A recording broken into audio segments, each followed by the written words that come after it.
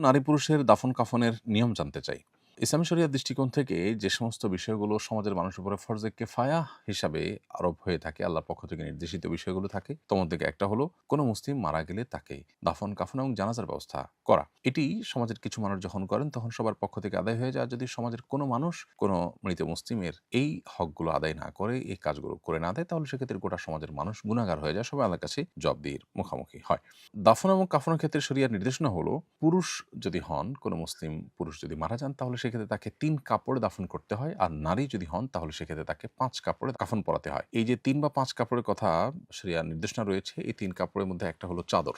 প্রথমে বড় একটা চাদর খাটিয়াতে রেখে তার উপরে পুরুষ হলে তার জন্য একটি লুঙ্গির মতো করে আপনার কোমর থেকে নিয়ে একেবারে নিচ পর্যন্ত লুঙ্গির মতো করে আরেকটা কাপড় বিছানো, তার উপরে আরেকটা কাপড় হলো জামার মতো করে, যেটা জামাতে সাধারণত যেরকম সাইজ থাকে ওরকম সাইজে আপনার কাঁধের নিচ থেকে নিয়ে নিচ পর্যন্ত আরেকটা কাপড়, অর্থাৎ ৩ টুকরো কাপড় দিয়ে তার উপরে লাশ রেখে তারপরে কাপড়গুলোকে আগে বাম পাশ থেকে পরে ডান পাশ থেকে পেঁচিয়ে দিয়ে তারপরে গিরা দিয়ে বেঁধে দেওয়া, কোমরে মাথা যেখানে গিরা দেওয়া প্রয়োজন সেখানে গিরা দেওয়া। তো এটা হলো পুরুষের ক্ষেত্রে প্রযোজ্য ৩টা কাপড়। একটা হলো বড় চাদর, যেটা সবচেয়ে বাইরে থাকবে, এরপরে একটা লুঙ্গি আর একটা জামা, অর্থাৎ জামার সাইজে সাধারণ কাপড়, যার সাইজটা জামার হবে, যাতে করে পেঁচিয়ে দিলে জামায় যতটুকু শরীর আবৃত হয় সে ততটুকু আবৃত হয়, লুঙ্গিতে যতটুকু আবৃত হয় ততটুকু যেন আবৃত হয়, চাদরে পুরা লাশটা যেন আবৃত হয়ে যায়। আর যদি মৃত মানুষ কোনো মুসলিম নারী হন, তাহলে সেক্ষেত্রে তার জন্য আরও ২টি কাপড় অতিরিক্ত ব্যবহার করার নির্দেশনা রয়েছে। তার একটি হলো মাথার ওড়না, সেটা হলো মাথা থেকে নিয়ে সামান্য আরেকটু বড়, যেটা সাধারণত ওড়না হয়ে থাকে, ওই রকম কাপড় দিয়ে একটু পেঁচানো। আর আরেকটা হলো বক্ষবন্ধনী,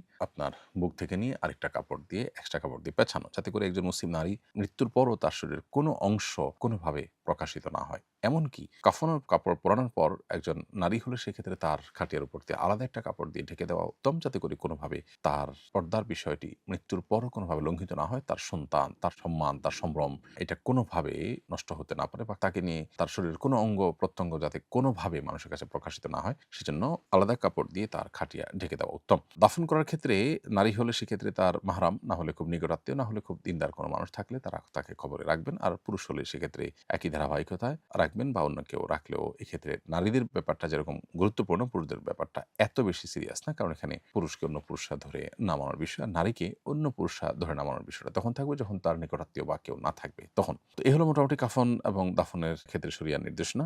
একজন নারীকে ইসলাম কতটা গুরুত্বের সাথে দেখেছে, কতটা গুরুত্ব দিয়েছে, সেটা এখান থেকে পরিষ্কারভাবে বোঝা যায়। কাফনের কাপড়ের সাথে সুগন্ধি ব্যবহার করা মুস্তাহাব, সেটা আলাদা একটা বিষয়।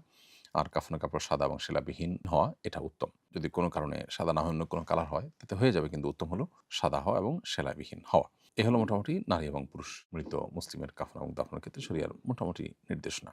কোনো ব্যক্তি মারা গেলে তার পরিবার পরিজন, আত্মীয়-স্বজন ও প্রতিবেশীদের করণীয় কি? কোনো ব্যক্তি যদি মারা যান, তাহলে সেক্ষেত্রে পরিবার পরিজন, আত্মীয়-স্বজনের বেশ কিছু করণীয় আছে। এর মধ্যে একটা করণীয় হলো যে তার মৃত্যুকে আল্লাহ তাআলা ফায়সালা হিসাবে মেনে নিয়ে তাকদীর প্রতি ঈমানের জায়গা থেকে বিলাপ না করা। বিলাপ করাকে শরিয়া খুব বেশি নিরুৎসাহিত করেছে, এবং জাহিলি যুগের যে সমস্ত প্রথা প্রচলন আমাদের সমাজে পরবর্তীতে বিভিন্নভাবে প্রচলিত ছিল একটা সময় পর্যন্ত, বা কোনো ক্ষেত্রে আছে, তো সেটার মধ্য থেকে একটা হলো এই বিলাপ করা। এজন্য মারা যাওয়ার পর বিলাপ করা, অনেকে দেখা যায় জামাকাপড় ছেঁড়াছিঁড়ি, আছড়াআছড়ি করেন এবং সহ্য করতে না পেরে অসহনশীলতার পরিচয় দেন। এগুলো আমাদের ঈমানের সাথে যায় না। এটা একটা বিষয়। এটা আমাদের পরিহার করতে হবে। দ্বিতীয়ত, দ্রুত কাফন-দাফনের ব্যবস্থা করা।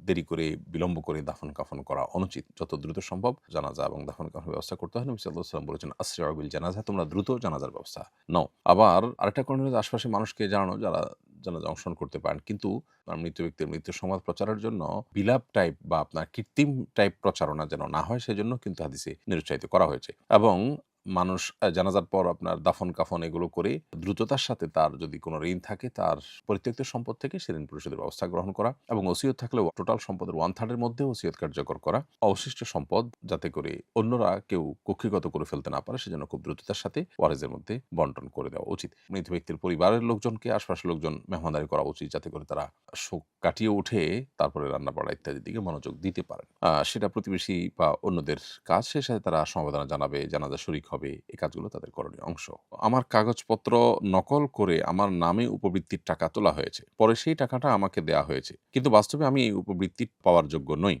এখন শরীয়তের দৃষ্টিতে আমার করণীয় কি? এর উত্তর হলো যে আপনি যেটার যোগ্য নন, কিন্তু নকল কাগজপত্র দিয়ে আপনার জন্য সেই সুযোগ সুবিধা আদায় করা হয়েছে, এটি অন্যায় করা হয়েছে। যারা এটি করেছেন তারা গুনাহের কাজ করেছেন। আর আপনি একজন মুসলমান হিসাবে আপনার দায়িত্বশীলতার জায়গা থেকে এটি আপনি ভোগ করতে পারেন না, কারণ এটি আপনার হক নয়, অধিকার নয়। অতএব এই অন্যায়ভাবে যেটি তোলা হয়েছে সেটা আপনি ভোগ করতে পারবেন না, বরং যে প্রতিষ্ঠান থেকে তোলা হয়েছে সেই প্রতিষ্ঠানে এটি ফেরত দেওয়ার ব্যবস্থা গ্রহণ করতে হবে। ওয়াকফের জমি পরিবর্তন করা যাবে কিনা? আমার নানা রাস্তার পাশে একটি জমি কবরস্থানের জন্য ওয়াকফ করে গেছেন। এখন আমরা চাচ্ছি এই জমির পরিবর্তে রাস্তা থেকে তুলনামূলক দূরে অবস্থিত আরেকটি জমি কবরস্থানের জন্য নির্ধারিত করতে, এমনটা করা যাবে কিনা? উত্তর হলো না, ওয়াকফের জমি পরিবর্তন করা যাবে না, এবং যেটা ওয়াকফ করে গেছেন কেউ সেটা আর বিক্রিও করা যাবে না, পরিবর্তনও করা যাবে না। এটা যে জন্য ওয়াকফ করে গেছেন সেটার জন্যই ফিক্সড হয়ে যাবে, এবং এক্ষেত্রে পরবর্তীতে ওয়ারিসরা পরিবর্তন বা চেঞ্জ করার অধিকার সংরক্ষণ করেন না। পরিষ্কারভাবে সহিহ মুসলিম হাদিসে নবী সাল্লাল্লাহু আলাইহি ওয়াসাল্লাম ব্যাপারে নিষেধাজ্ঞা আরোপ করেছেন। যে বাড়িতে কেউ মারা যায় সে বাড়িতে নাকি ৩ দিনের ভেতর চুলায় আগুন ধরানো যায় না, এ বিষয়ে ইসলাম কি বলে?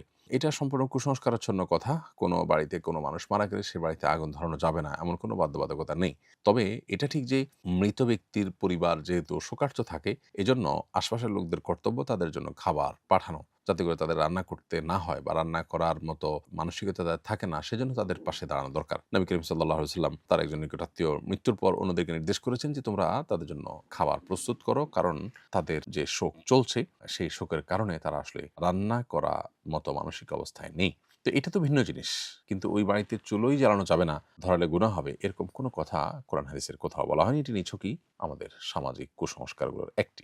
সরকারি চাকরিজীবী হিসেবে বরাদ্দ পাওয়া বাসার এক রুম যদি ভাড়া দিয়ে রাখি, তাহলে শরীয়তের দৃষ্টিতে কোনো অসুবিধা আছে কিনা? সাধারণত সরকারি চাকরিজীবীদের যে বাসা দেওয়া হয়, এই বাসা ভাড়া দেওয়ার কোনো অধিকার বা সুযোগ থাকে না, কারণ এই বাসাটা তাকে শুধু ভোগ করার জন্য দেওয়া হয়, এটা ভাড়া দেওয়ার অনুমোদন থাকে না। অতএব এই বিধিমালা লঙ্ঘন করে আপনি সেটিকে ভাড়া দিতে পারেন না।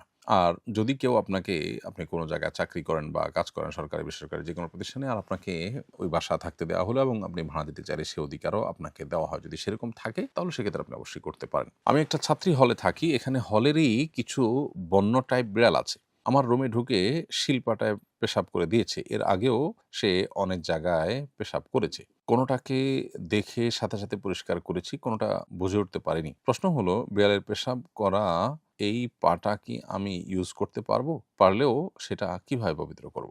উত্তর হলো যে এইটা আপনাকে পবিত্র করতে হবে। পবিত্র করে আপনি ব্যবহার করতে পারেন। ৩ বার ভালো করে ধুয়ে নিলে পাক হয়ে যাবে। এরপর আপনি এটা ব্যবহার করতে কোনো অসুবিধা নেই। মিথ্যা তৈরির জন্য মিথ্যা বলে কারো থেকে ইনভেস্ট নিয়ে ব্যবসা করলে সেটা তার লভ্যাংশ হালাল হবে কিনা? উত্তর হলো যে মিথ্যা সর্বাবস্থায় হারাম। অতএব আপনার ইনভেস্ট আদায় করার জন্য মিথ্যা বললে সেটা পরিষ্কারভাবে হারাম। মানুষ তো মিথ্যা এই জাতীয় কোনো স্বার্থের কারণেই বলে। এটা পরিষ্কার হারাম। আর মিথ্যাবাদীর জন্য আল্লাহ তাআলা লানত অবধারিত। কোরআন সুন্নাহর আলোকে সেটি চূড়ান্তভাবে আল্লাহ তাআলা ঘোষণা দিয়েছেন। ফলে মিথ্যা থেকে আমাদের বিরত থাকতে হবে। দুনিয়াবি সামান্য স্বার্থ চরিতার্থ করবার জন্য মিথ্যা বলা কোনো অবস্থাতেই জায়েজ নয়।